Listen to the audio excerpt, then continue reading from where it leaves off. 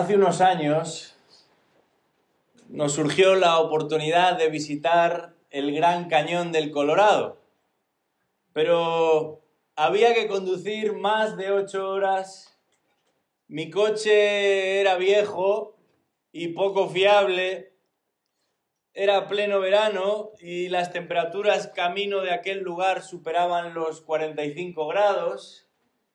Nuestra hija mayor tenía apenas 1 año y mi mujer estaba embarazada de 7 meses. En más de 200 kilómetros a la redonda no había un lugar en el que hospedarse.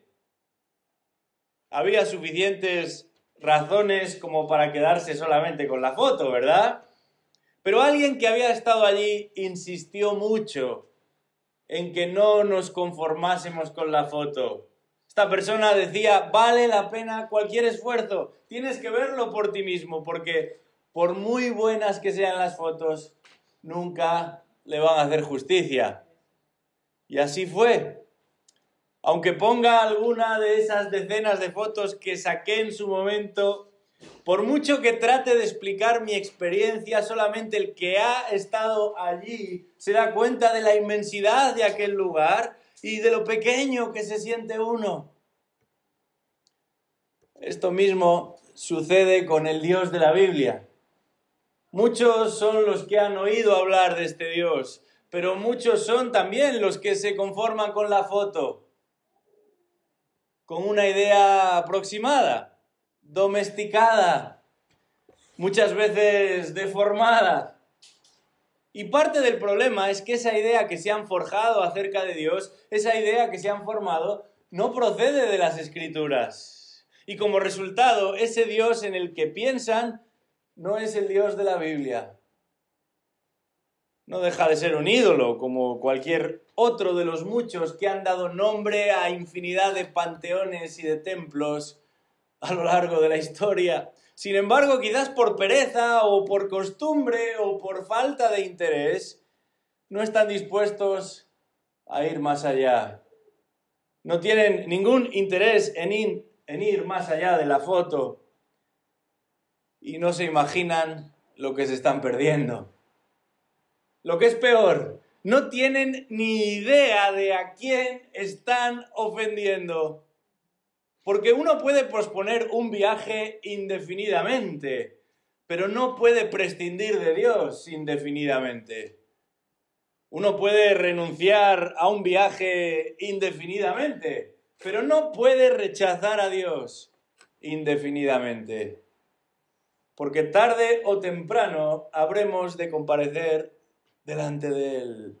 Es así lo que la palabra de Dios nos dice. Y el mensaje de su libro, de la Biblia, es que ese Dios, aunque no lo merecemos, aunque no lo deseemos, ha salido a nuestro encuentro. Os invito a abrir vuestras Biblias en el capítulo 3 de este libro de Jonás que estamos estudiando en estos domingos de agosto. Jonás capítulo 3, porque este pasaje nos presenta a un Dios lleno de gracia, lleno de misericordia, que se acerca a los que están lejos de Él. A un Dios que empieza por restaurar a su siervo, aunque no se lo merece, y termina por perdonar a una nación al completo, aunque no se lo merecen. Y qué distinto es este Dios de la idea que la mayoría de las personas tienen de Dios. Qué distinto es ese Dios a esas figuras crueles que adoraban los ninivitas, de los que nos habla este capítulo 3. El Dios de la Biblia es un Dios majestuoso y magnífico. Es un Dios imponente y deslumbrante. Y todo aquel que escucha su voz no puede sino caer rendido a sus pies. Esto es precisamente lo que nos encontramos en el pasaje que vamos a estudiar en el día de hoy. Y creo que ya os he dado algo de tiempo para que lo busquéis, ¿verdad? Jonás capítulo 3, vamos a leer el texto, así dice la palabra de Dios. Vino palabra del Señor por segunda vez a Jonás, diciendo: levántate, ve a Nínive, la gran ciudad, y proclama en ella el mensaje que yo te diré. Y Jonás se levantó y fue a Nínive conforme a la palabra del Señor. Y Nínive era una ciudad sumamente grande, de un recorrido de 3 días. Jonás comenzó a recorrer la ciudad camino de un día y proclamaba diciendo: dentro de 40 días Nínive será arrasada. Y los habitantes de Nínive creyeron en Dios y proclamaron ayuno y se vistieron de cilicio desde el mayor hasta el menor de ellos.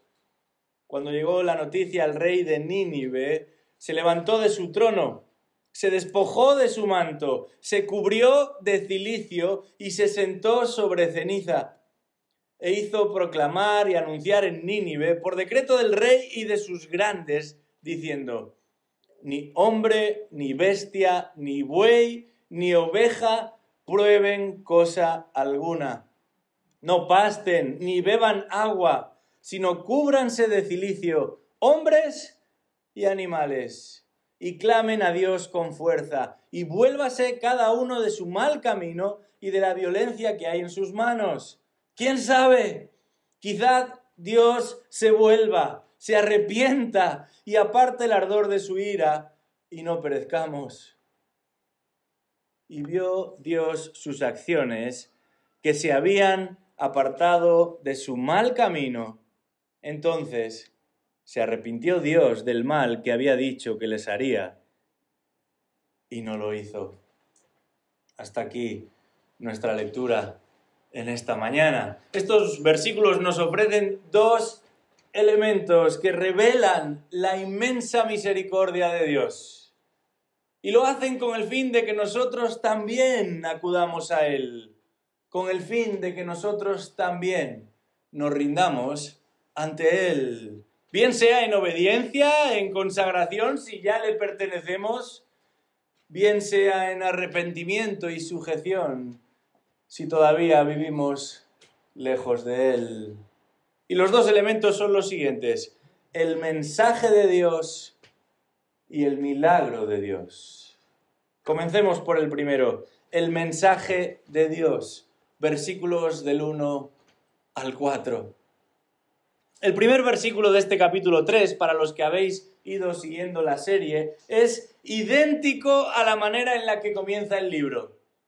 De alguna forma, la historia y Jonás con ella nos sitúa una vez más en la casilla de salida. Solamente hay un pequeño detalle que el autor va a añadir aquí. Un detalle que el autor ha querido que quede muy claro. Dice el versículo 1 de este capítulo 3. Vino palabra del Señor por segunda vez a Jonás. Por segunda vez. ¿Cuántos disgustos? ¿Cuántas angustias? ¿Cuántos peligros se hubiera ahorrado Jonás de haber sido obediente a la primera? De haber hecho lo correcto a la primera. Pero conocemos la historia y sabemos toda esa suerte de peripecias que este hombre tuvo que atravesar para volver a encontrarse en la casilla de salida, en ese lugar en el que el día primero en el que Dios le habló ya estaba. Eso sí, ha quedado claro que este hombre no es el adecuado, no es la persona idónea. Jonás ha demostrado que no está cualificado como representante de Dios, como profeta de Dios, al menos para nosotros, porque Dios ha tenido misericordia y no solamente no se ha buscado a otro, sino que le vuelve a encomendar exactamente la misma tarea a la misma persona. Hace apenas unos días era presentado un nuevo portero para el Real Madrid. El portero titular se rompió la rodilla y se va a perder toda la temporada. Así que necesitaban un nuevo portero y a la desesperada contrataron un sustituto. Pero lo que muchos no sabrán es que este sustituto ya estuvo a punto de ser parte de la plantilla hace algunos años. pero por un error informático, el contrato que ya habían firmado no llegó a tiempo por 1 minuto y no pudieron inscribirlo. Así que otro equipo lo fichó pagando una gran cantidad de dinero y ni él, ni su equipo, ni el propio Madrid supo o pensó que este portero regresaría algún día o vendría algún día a vestir su camiseta. Y ahora tiene una oportunidad que ni él mismo esperaba. No sabemos qué sucederá ante esta segunda oportunidad que se le presenta. Se dice que segundas partes nunca fueron buenas. Pero este libro de Jonás que estamos estudiando en estas semanas va a probar justamente lo contrario. Por la gracia de Dios, Jonás disfrutará de una segunda oportunidad. Y no solamente él, también todos aquellos a los que llegará con el mensaje de parte de Dios. Porque ese Dios, que es perfecto en todos sus caminos, es también el Dios de toda misericordia. Ese Dios que es admirable y es todopoderoso, es también el Dios de las segundas oportunidades. Porque de otra forma, ninguno de los presentes hoy aquí estaríamos aquí. Sin excepción. Si Él nos tratase tan solo por 1 segundo como realmente merecemos, si Él ejecutase su santa ley, esa que dice que la paga del pecado es muerte, ninguno de los que aquí nos encontramos hoy ni tan siquiera habríamos nacido. Porque el pecado forma parte de nosotros aún desde el mismo momento de nuestra concepción. Y a menos que Dios intervenga, somos esclavos del pecado cada día, todos los días de nuestra vida. Esta es la terrible condición en la que nos encontramos. Por eso el profeta Isaías dice eso de que nuestras mejores obras son como trapos de inmundicia delante de Dios. Porque lo queramos o no, lo sepamos o no, todo lo que hacemos siempre estará marcado, siempre estará contaminado por lo que somos, seres imperfectos delante de un Dios perfecto. Y esto debería llevarnos a reflexionar acerca de quién es Dios y acerca de quiénes somos nosotros, pero también a pensar de qué manera nos tratamos los unos a los otros. Si Dios ha mostrado hasta el día de hoy esta clase de compasión conmigo, siendo quien soy, ¿quién soy yo para negársela a mi prójimo? Si Dios ha sido paciente contigo, siendo quien eres hasta el día de hoy, ¿quién eres tú para no ser paciente ante la ofensa del que te ofende? Tremenda esta palabrita que en nuestro castellano traducimos con 3 palabras por segunda vez. Es Dios, el Dios de toda misericordia, el que habla. Y decimos que el inicio del capítulo 3 de este texto que acabamos de leer es casi idéntico a la manera en la que comienza el libro. Pero esta vez Jonás sí va a hacer lo que Dios le pide. Jonás sí va a obedecer lo que Dios le encarga. Y dice el versículo 2 que Jonás se levantó y fue a Nínive conforme a la palabra del Señor. La noticia de un pequeño submarino desaparecido en el fondo del mar mientras visitaba los restos del Titanic saltó a los medios de comunicación de todo el mundo. El desenlace fue dramático. A pesar de todos los intentos, nadie pudo acceder para rescatar a los tripulantes. El hombre ha ido a la luna. El hombre ha enviado naves a cientos de miles de kilómetros de la Tierra. Pero en lo que a las profundidades de las aguas se refiere, no hay instrumento humano capaz de sumergirse con garantías en lo más profundo. Y sin embargo, Dios va a usar un pez, un enorme pez, para transportar a su siervo a tierra firme. Y esto no es casual. Jonás se dirige específicamente a Nínive, precisamente a Nínive, conocida como la ciudad de los peces. Porque a pesar de encontrarse muy lejos de la costa, tienen como Dios protector de la ciudad a un Dios, el Dios pez. Y allí se dirige Jonás, como mínimo un mes de viaje en caravana. Y aunque el texto no dice nada al respecto, es muy posible que Jonás, ya desde su propio recorrido a Nínive, incluyera y explicase a sus acompañantes la parte de cómo llegó hasta aquel lugar. Porque se han descubierto textos en lugares tan alejados como Egipto, escritos 200 años después de aquel suceso, hablando de la historia de un hombre que llegó a tierra en un monstruo marino. Tremendo. Esta no es una mala carta de presentación para Jonás.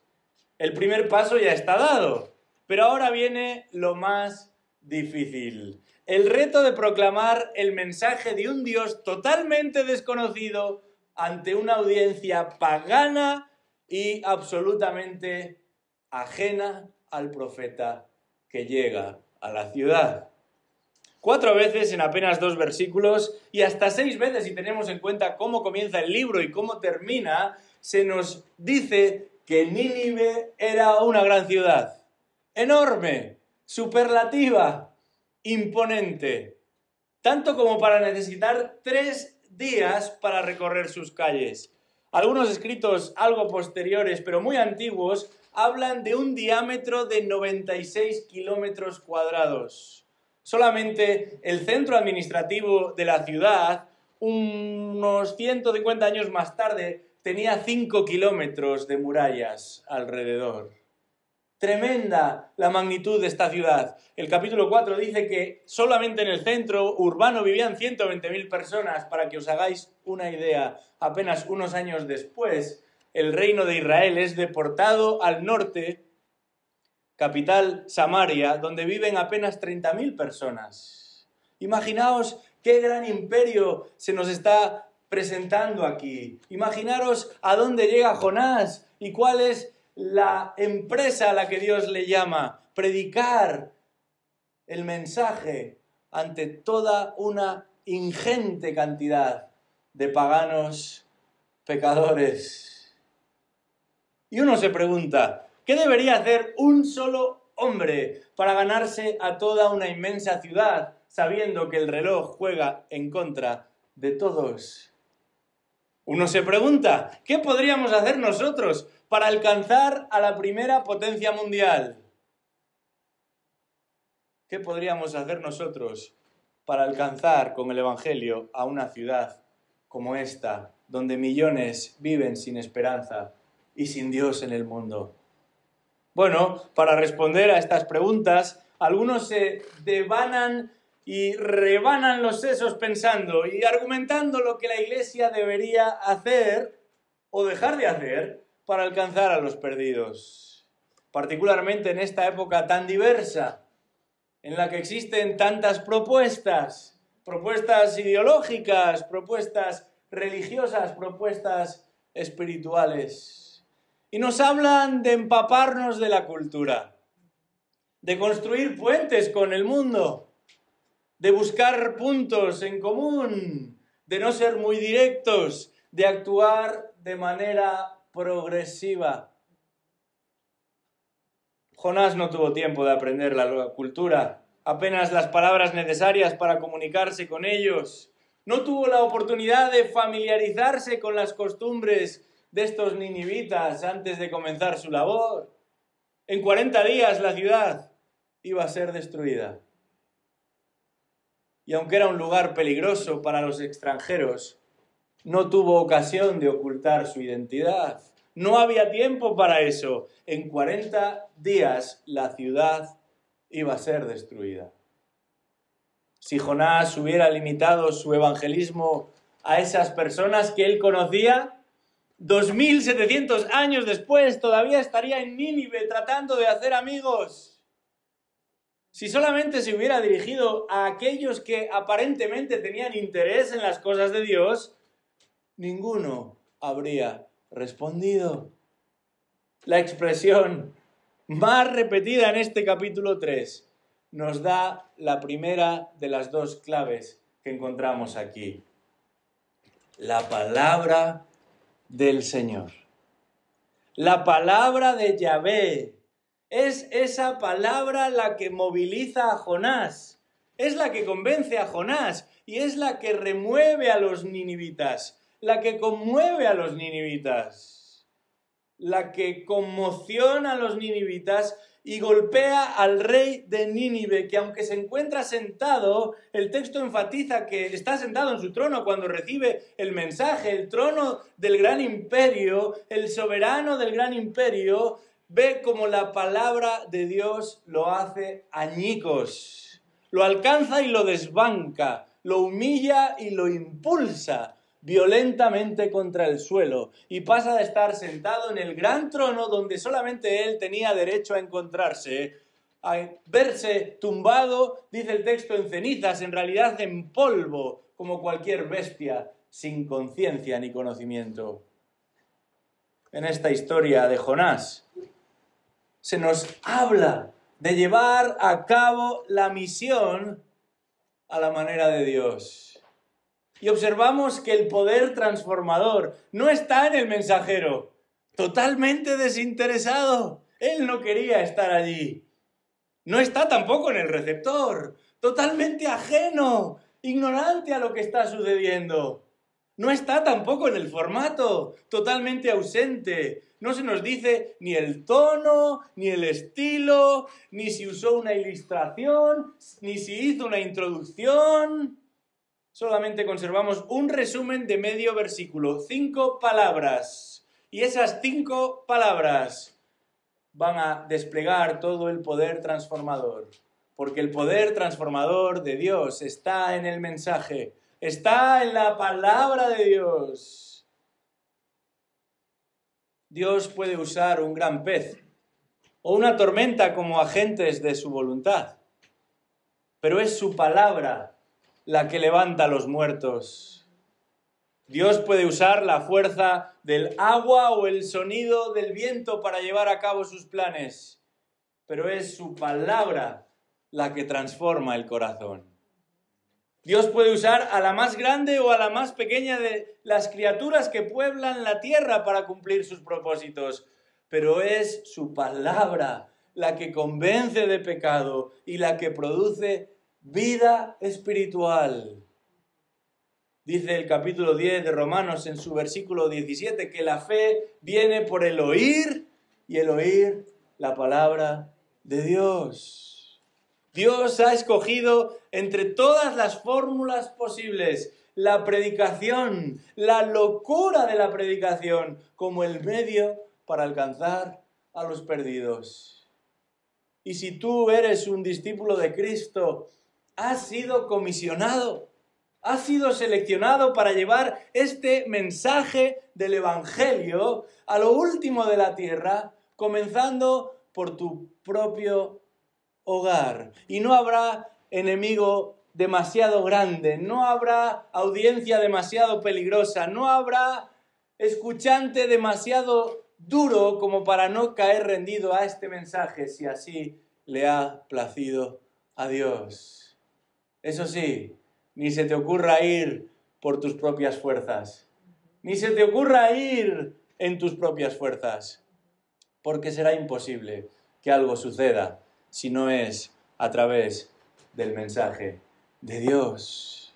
Dice el texto que Jonás se levantó y fue a Nínive conforme a la palabra del Señor, y dice el versículo 4 que comenzó a recorrer la ciudad camino de un día y proclamaba ese mensaje de parte de Dios. Eso fue lo que él hizo. Y sin embargo, en el panorama evangélico actual hay muchos que prefieren utilizar otras fórmulas, otras maneras, otros mensajes, quizás menos directos, quizás menos divinos. Prefieren no incluir ciertas palabras para no confundir.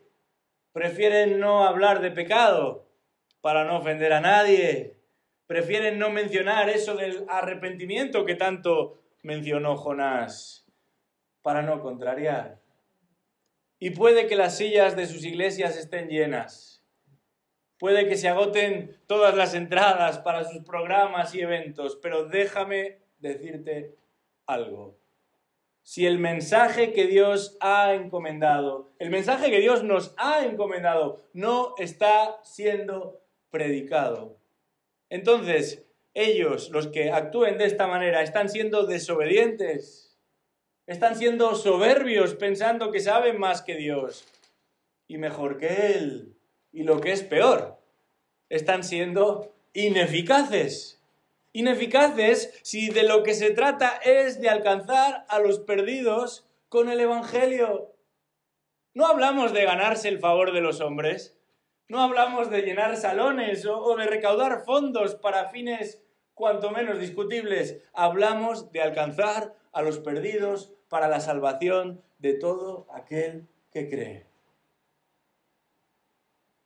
Algunos nos han preguntado a lo largo de estos meses que llevamos de andadura como congregación, ¿por qué damos tanta importancia a las Escrituras? Es uno de nuestros distintivos, tenemos 5 para todos aquellos que nos visiten. ¿Por qué la exposición de las Escrituras es uno de nuestros énfasis? Aunque no esté de moda, aunque otros tengan otras prioridades. Por 2 razones. La primera es porque se trata de un mandato de Dios para su iglesia. Esto sería razón suficiente. Pero hay una segunda razón, y es que es por medio de la proclamación de la Escritura que Dios obra sus propósitos en la salvación de los perdidos. Es por medio de la proclamación de la Escritura que Dios obra sus propósitos también en la santificación de sus escogidos. Predicamos para salvación y para crecimiento.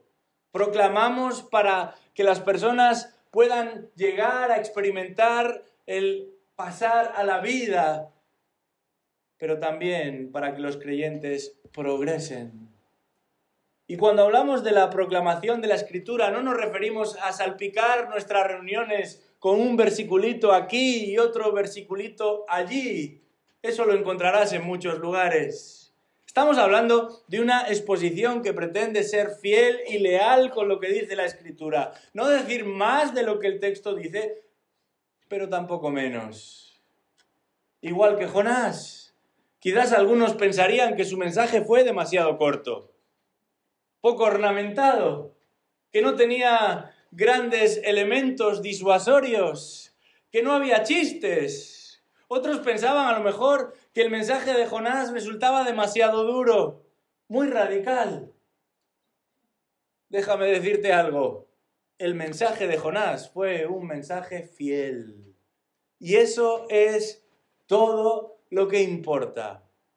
No la extensión, no la ornamentación, no el estilo, todo eso es secundario, todo eso es preferencial. Por eso el texto no dice nada al respecto.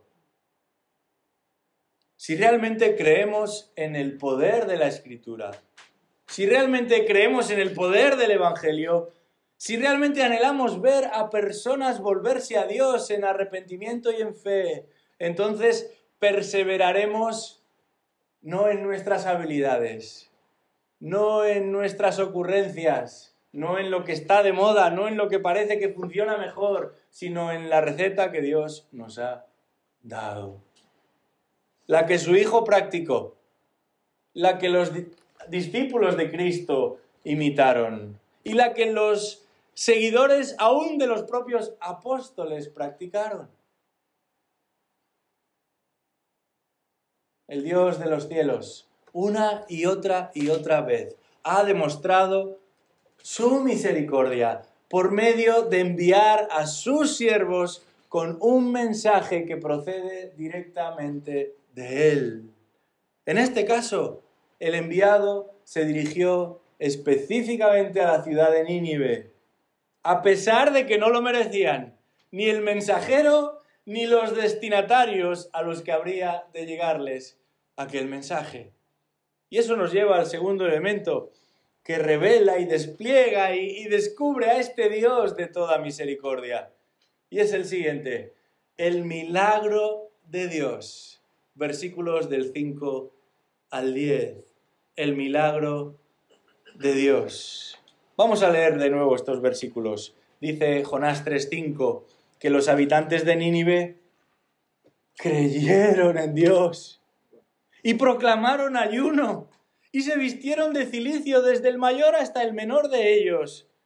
Y cuando llegó la noticia al rey de Nínive, se levantó de su trono, se despojó de su manto, se cubrió de cilicio y se sentó sobre ceniza, e hizo proclamar y anunciar en Nínive, por decreto del rey y de sus grandes, diciendo: ni hombre, ni bestia, ni buey, ni oveja prueben cosa alguna, no pasten ni beban agua, sino cúbranse de cilicio, hombres y animales, y clamen a Dios con fuerza, y vuélvase cada uno de su mal camino y de la violencia que hay en sus manos. ¿Quién sabe? Quizá Dios se vuelva, se arrepienta y aparte el ardor de su ira y no perezcamos. Y vio Dios sus acciones, que se habían apartado de su mal camino. Entonces se arrepintió Dios del mal que había dicho que les haría y no lo hizo. Aquí nos encontramos con el milagro de Dios, porque lo que leemos solamente puede ser explicado de esta manera. Notamos el impacto de una fiel exposición de la palabra de Dios y cómo ésta resulta extraordinaria desde el principio hasta el final del libro. Piensa en cómo reaccionan los marineros allá en el capítulo 1 y cómo pasan de buscar respuesta en las divinidades de los cielos a dejar a un lado sus ídolos y supersticiones, su temor y dirigirse exclusivamente al Dios verdadero. Y terminan obedeciendo y adorando al Dios verdadero. Y presta atención a lo que nos relata este capítulo 3. Cuando una multitud de incrédulos se vuelve a Dios, y dice el versículo 5, que creyeron en Dios. Y la palabra ahí tiene que ver con abrazar lo que Dios dice, con confiar lo que Dios dice, hasta el punto de cambiar toda su realidad.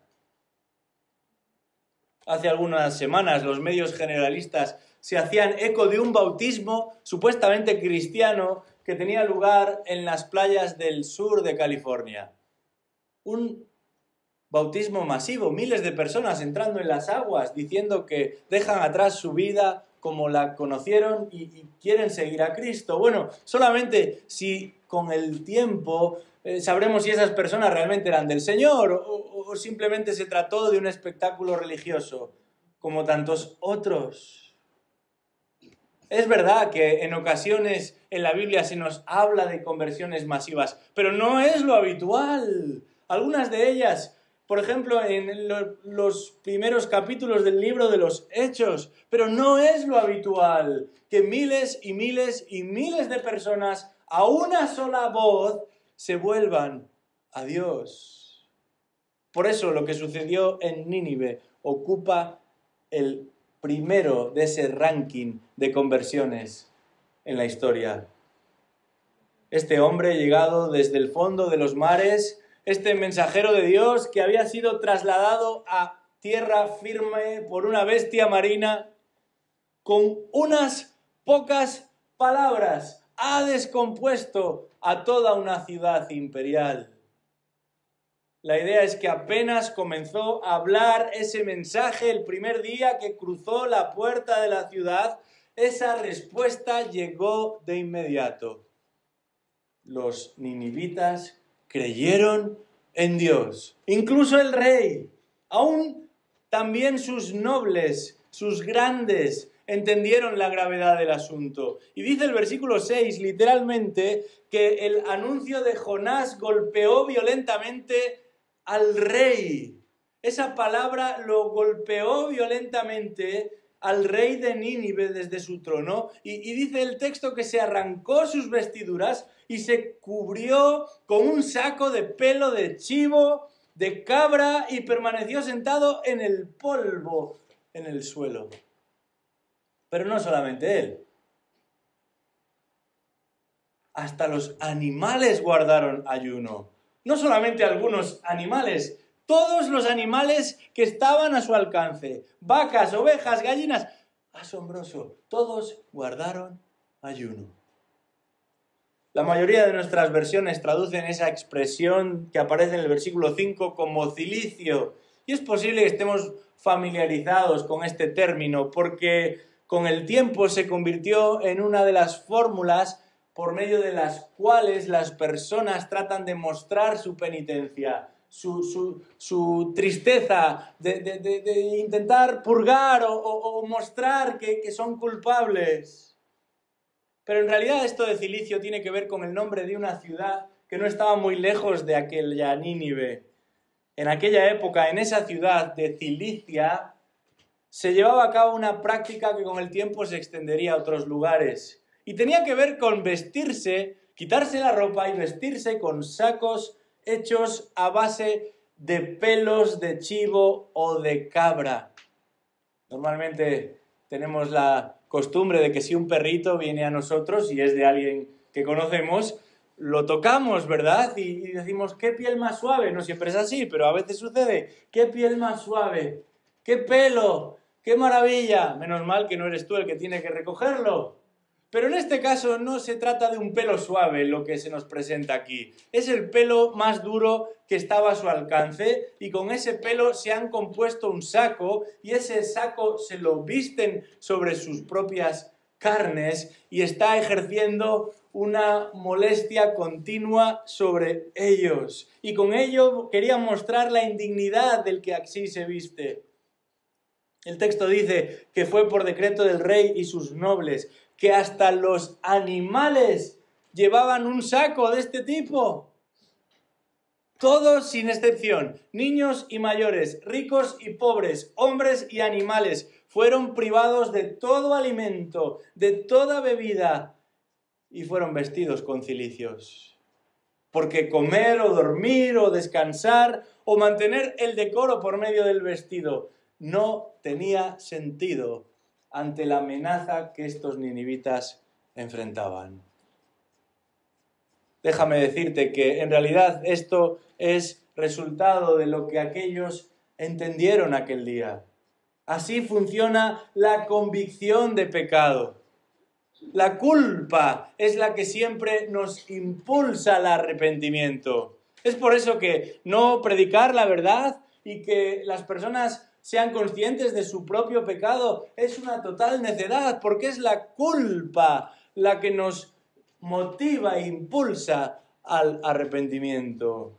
Existe una gran diferencia entre el que se siente culpable y constantemente se siente culpable y que termina por caer en la depresión más profunda porque siempre se siente culpable, y el que por la intervención del Espíritu de Dios es consciente de la gravedad de su pecado y no puede sino humillarse, no puede sino lamentar y postrarse delante de Dios pidiendo auxilio, pidiendo misericordia. Esto es lo que está sucediendo aquí. La convicción de pecado en estos versículos es tremenda. Y esto es algo que solamente Dios, por medio de su Espíritu, puede llevar a cabo en la vida de una persona. No simplemente se trata de afirmar ciertas verdades, sino de reconocer que no somos lo que deberíamos ser, de confesar que no caminamos como deberíamos caminar, de asumir que no tenemos parte con Dios a menos que Él nos la dé. Arrepentirse implica un cambio de mente y un cambio de dirección, un cambio de metas y un cambio de visión. Del mismo modo que Jonás quiso dirigirse a Tarsis, dirección totalmente oeste, y terminó dirigiéndose al este, a Nínive, los ninivitas, siervos de demonios, agentes del mal y de lo malo, se volvieron de sus malos caminos y vinieron a ser adoradores de Dios. Este es el gran milagro. que el pecador que odia y rechaza y se rebela contra Dios, se arrodille, se postre y se humille delante de Él. No simplemente porque tiene miedo, no simplemente porque es lo que más le conviene, sino porque entiende que ha ofendido a Dios. Comprende su rebeldía, atisba la santidad de ese Dios, la perfección de ese Dios, y ve lo oscuro de su condición, lo que antes no veía, y es consciente de lo que antes no percibía. Yo te pregunto en esta mañana, no si crees en Dios, no si afirmas lo que Dios afirma. ¿Te has arrepentido de tus pecados delante de Dios?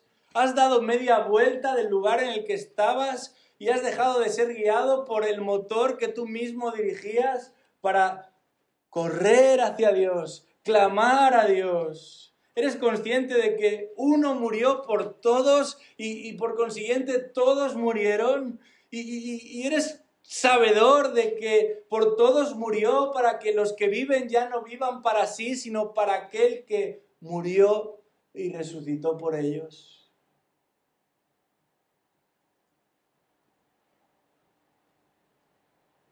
¿Sabes que Jesucristo cargó en él el pecado de todos nosotros? ¿Has clamado a él para que los tuyos sean parte de ese gran saco que llevó a la cruz? Porque si ese no es el caso, tu situación no dista mucho de aquellos ninivitas. Quizás no en 40 días, pero en algún momento tu ciudad, es decir, tu vida, va a terminar. Tu regencia particular, tu gobierno personal va a terminar.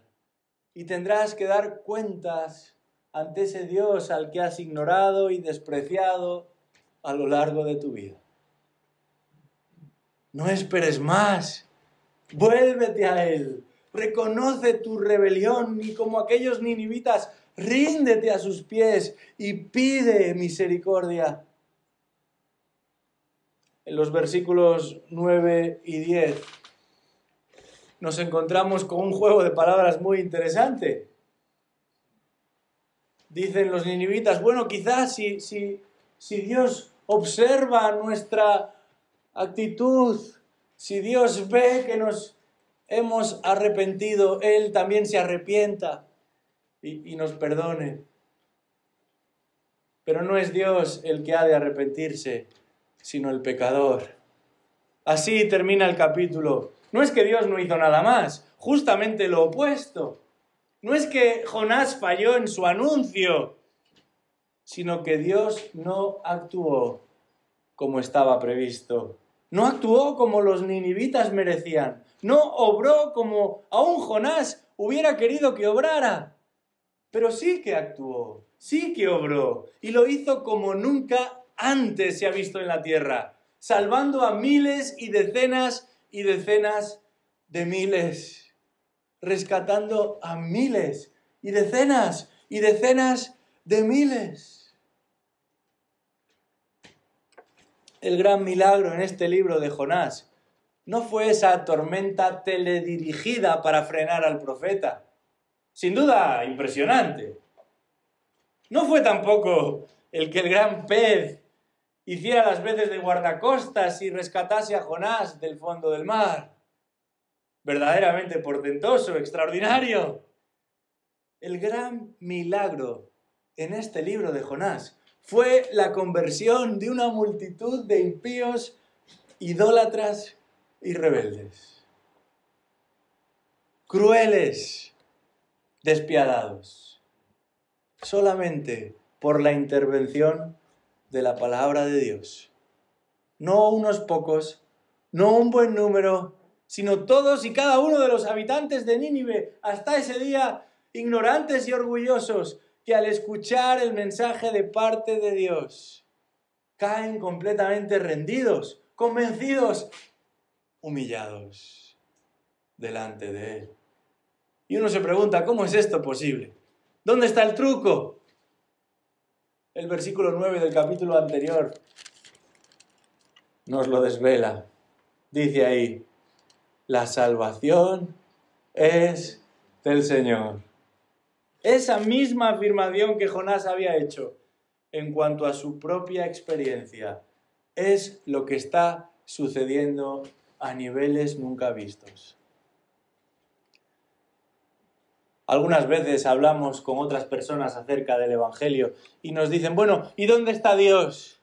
Si realmente Él existe, si realmente Él tiene una intención para con este mundo, ¿dónde está? Quiero ver una obra de Dios, quiero ver a ese Dios haciendo algo que realmente confirme que Él es aquel quien dice ser. Y muchas veces no sabemos qué responder. Y sin embargo, el milagro lo tienen delante. El hecho de que Dios haya salvado un alma es sobrenatural, es un milagro. Solamente el Dios de los cielos puede redimir al pecador en Cristo. Solamente aquel que ha creado al hombre puede dar vida y crear una nueva vida espiritual. Que no nos dejen engañar los discursos artificiosos o el talento de algunos. No nos dejemos embaucar por las luces y el ruido, por la música ensordecedora. No pensemos que son los grandes eventos o los grandes oradores los que tienen la capacidad de cambiar el corazón del hombre.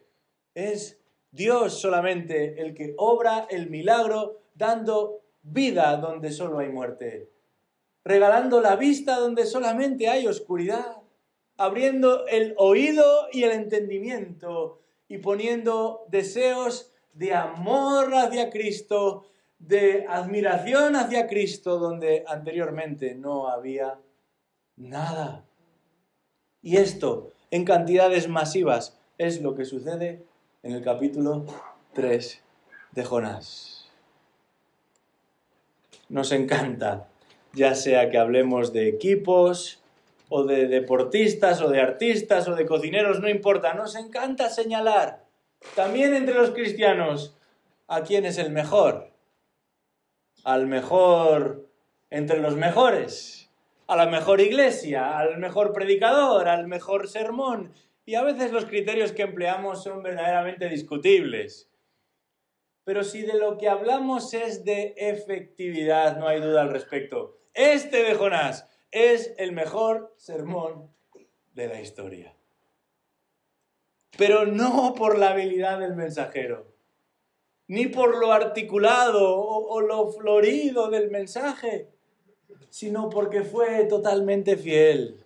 Se limitó a lo que Dios había revelado. No añadió nada, pero tampoco dejó nada fuera. No se extendió en nada, pero tampoco se quedó corto en nada.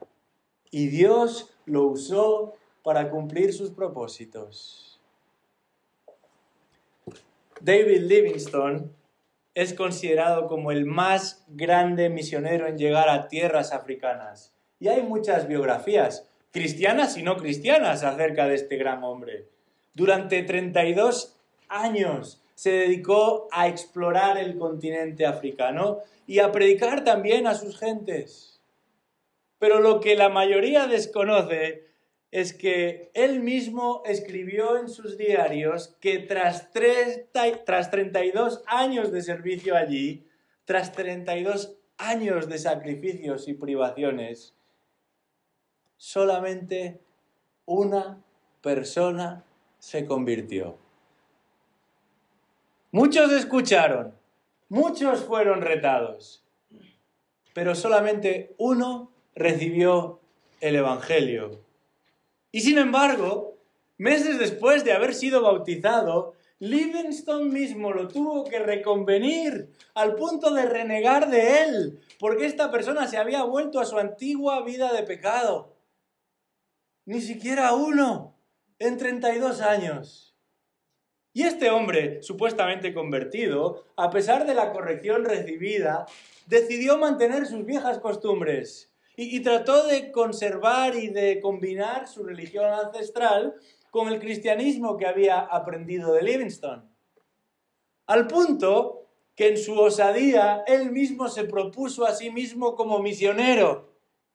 Eso sí, conservando sus 4 mujeres y todo el instrumental para llevar a cabo los ritos, entre otras cuestiones, para que lloviese en el momento adecuado.